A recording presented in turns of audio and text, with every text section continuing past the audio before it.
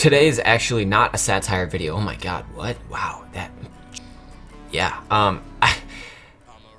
it might sound like this video is a joke, but it's actually not. This is a video that I actually want to make for like people that are new to the game or people that will just find this video when they want to start playing the game. I know probably the majority of the people that watch my channel will already know most of this stuff, so if you guys are a veteran player, probably don't need to watch this video. You can anyway, I don't know, you know. But this is actually going to be like a very basic video, but I get a lot of questions on every single one of my videos, so I decided, you know, how to Wizard 101, dude. Like, how do you do it, you know? So this is gonna be like part one. If you guys really like this, if you guys want to see part two, make sure to leave a like. But if I get enough support on this, I'll make a part two. But I'm just gonna try to go over some of the most common questions that I get, and hopefully, if you guys are new to the game, you'll have a better understanding of what the frick you're supposed to do. So I don't have a character slot open, so I can't show you. But basically, when you create your new character, obviously down here, some things you're gonna want to know. All right, and I'm trying to make this video not too long. So in terms of picking schools, I like to say they're all equal, and in a lot of ways they are, but like right now they're not, if I'm gonna be honest. If you're not looking to do PvP, you can pretty much choose any of them. If you're looking to solo by yourself, like not play with people, Death can be really good, Ice can also be really good,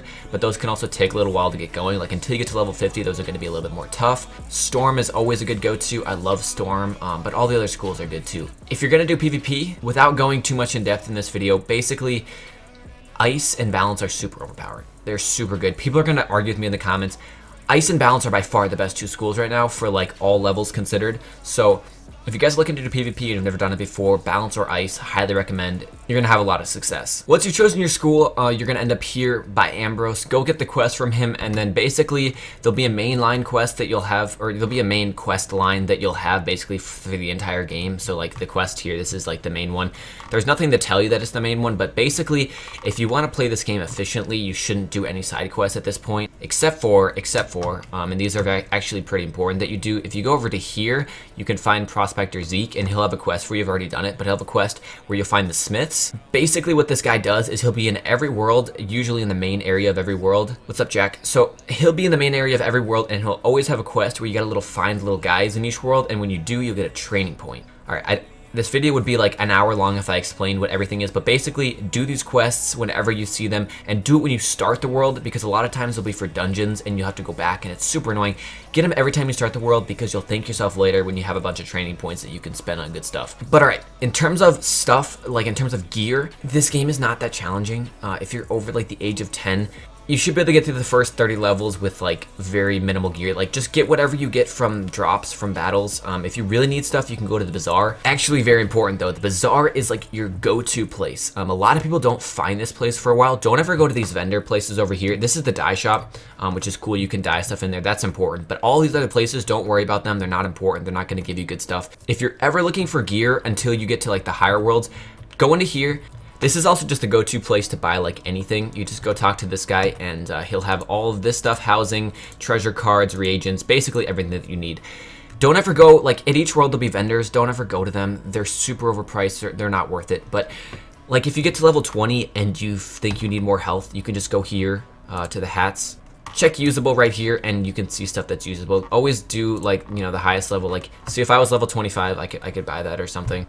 But like I'm using level 5 gear, and I have no problem soloing. So it's really not that difficult up to level 30. Even past then, obviously it depends on what school you are. Quick rundown of gear if you guys are just starting this game. Keep a mental note of this. There isn't really any good gear until level 56. Mount Olympus, which you guys can look up. As I said, I wish I could go into depth on everything. Mount Olympus is good, and it gives nice gear. Like the Sky Iron Hosta is a wand that drops in there. It gives 10% damage. That's really helpful for questing, but basically you get it every time you do it, so you could just do one run of it in Aquila, and you'll get it. I highly recommend when you get to level 30, just do one run and get it. If you've already done it, you really don't have to do it again, because like for me, I have a stockpile of Sky Iron Hostas. If you're just starting the game, it can actually be very helpful. Anyway, moving on. Level 56 is the first set of gear that you're going to want to know about. This one a lot of people don't find for a while because it's kind of hidden in Winter Tusk. I don't remember what area it's in, you can look it up, but level 56 crafted gear. This for me is comparable to the Waterworks gear, which I'll talk about in a second. It's very good, and it's very easy to do. To do this, you are going to need to do crafting, which to start crafting, there's crafters in pretty much every world, so all you got to do is go down and talk to this person. You only need to do it on one character really, because you can trade stuff usually, so you can just craft it on like your highest level character and give it to other characters. Crafting is actually something, if you're just starting the game, you've never done crafting before, you should do it as you level up too, because it takes like real time. Like there's hatching, timer, refresh things that take a couple hours, so do it as you're questing as well when you do the Z quests. But that's the first set of gear you want to know about. The next set of gear is level 60 Waterworks. Waterworks is in Crab Alley by Triton Avenue. I'm not going to go too much into depth on it. You guys can look it up. There's like a million guides on YouTube, but basically that's like by far the best gear in the game until level 100. So if you have that, you're pretty much set. I mean, you can even go to level, I've seen people go to level 120. Like anyway, Waterworks gear is good. Look it up, figure out how to do it, but unless you want to do the crafted gear, right? So like if you don't want to farm, but you're just quest grinding, just craft the Winter Tusk gear. It'll take you way less time and the stats will be almost as good. But if you're doing PvP or anything else, Waterworks gear is definitely better. The next set of gear you need to worry about is not until level 100, and that is at Darkmoor. You should know what Darkmoor is. If you don't, look it up. I'm not going to go into depth on stuff, but basically full set of gear there. Once you get to level 100, just gear your guy out in Darkmoor gear, and you'll basically be set. In higher worlds, pretty much the only thing you got to worry about is critical gear, which you really don't need to worry about. But if you're a Storm, you can look into that stuff. There's good level 120 boots at this point. There's also some new wands. If you guys are wondering what the best wand in the game is, pretty much a safe bet for every level is either from the Road Warriors or from the Terrors pack. I know they're updating the Terrors wand to 120 too, so these are definitely the best ones. They do cost money though, so if you're going to buy any packs, get your character to a high level and invest in these because they give like the best wand in the game. If you're not looking to spend, basically the next best wand is going to be from Darkmoor. So level 56, 60, and level 100, that's where you want to gear your guy out. Don't do any of the other stuff. As I said, unless you're doing PvP, the PvP is a completely different thing. I'll probably do a separate video where I go into like different PvP setups for different levels, but that's a completely different video. Okay, so now you know about gear, and you got a little bit of the basics. I'm just gonna start answering random questions that I think of now. So, question I get all the time: how do you have so many Mega Snacks? What are Mega Snacks? How do you get Mega Snacks? Mega Snacks are basically snacks that give your pet a lot of experience, which when you're training it is super nice because otherwise it'll take you forever to train your pet. So like if you're starting this game, don't bother training your pet until you have like good snacks because otherwise it'll just take you forever. So this is how you get Mega Snacks. There's a couple of methods. If you farm Waterworks and a couple other dungeons like Mirror, like they can drop Mega Snacks, but that is not a good way to do it. I mean, they're nice, but you only get a couple and it takes forever. One way, but like two different ways you can get Mega Snacks. As you guys can see right here, this is my farm of evil magma peas. These you can buy in the crown shop for, let's see, 1,250 crowns. They're expensive, but the thing is, if you're a member, they have double gardening rewards like quite often, and that'll basically let you double them. So like here, I have, at this point, I have like thousands of them, but I started with 16 or 15, something like that. I bought 15 and I kept doubling them. So if you buy like 5 or even just a couple, every time it doubles, you'll quickly get up to like 50. It can sometimes be hard to get them, but it's really not that bad. The other thing you can do is do couch potatoes. I don't do those personally. If you're wondering the difference, evil magma peas take up less space. I think they're easier, but couch potatoes you can also buy in the crown shop. I think they're actually more expensive. Yeah, they're slightly more expensive. So if you're gonna buy it in the crown shop, you might as well get evil magma peas. But the thing with couch potatoes, basically the snacks they drop are comparable. Some people like couch potatoes because they drop like better treasure cards.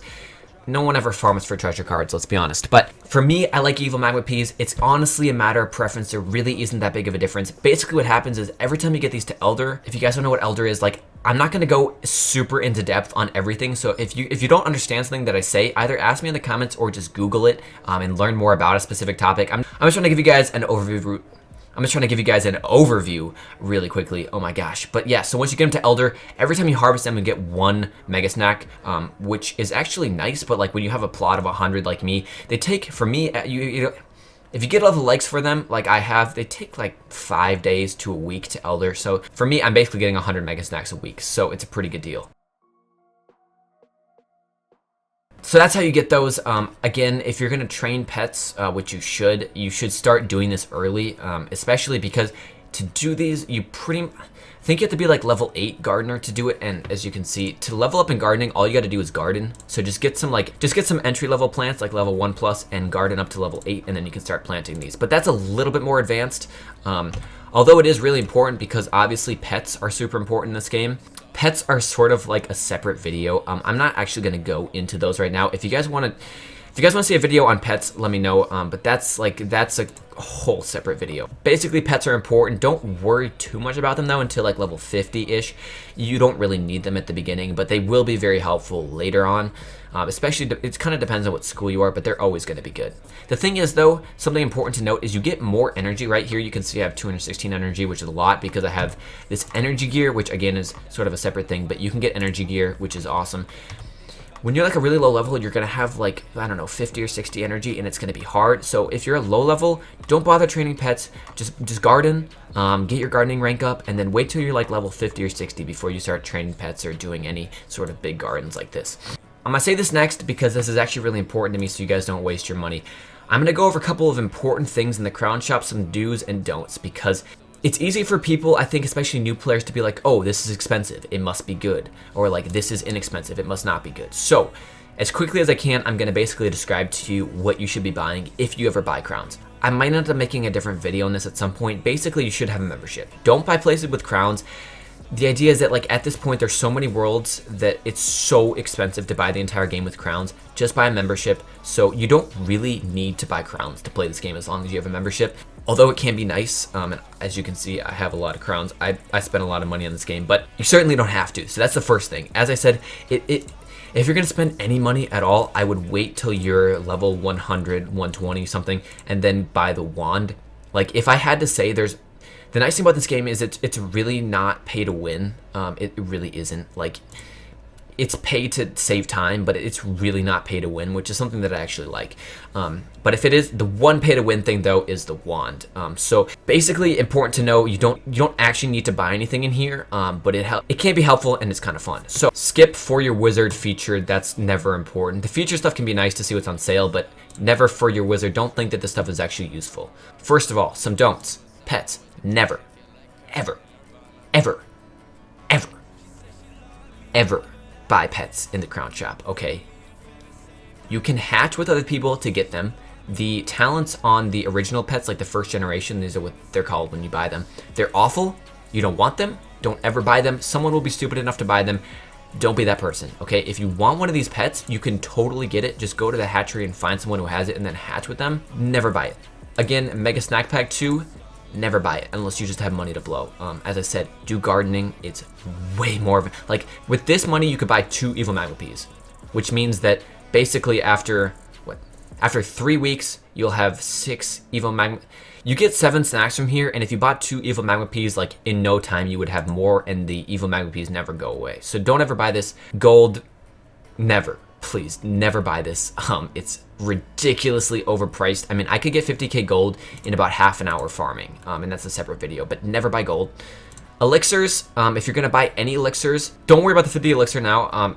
I don't think it's worth it, but I'm not even gonna get into that in this video. The only elixirs you should really be concerned about are the energy elixir, the hatching elixir, and this reset timer elixir. This resets your timer so you can hatch more pets. Basically every time you hatch, if you're a member, it's like 12 hours. If you're not a member, it's like 24 hours.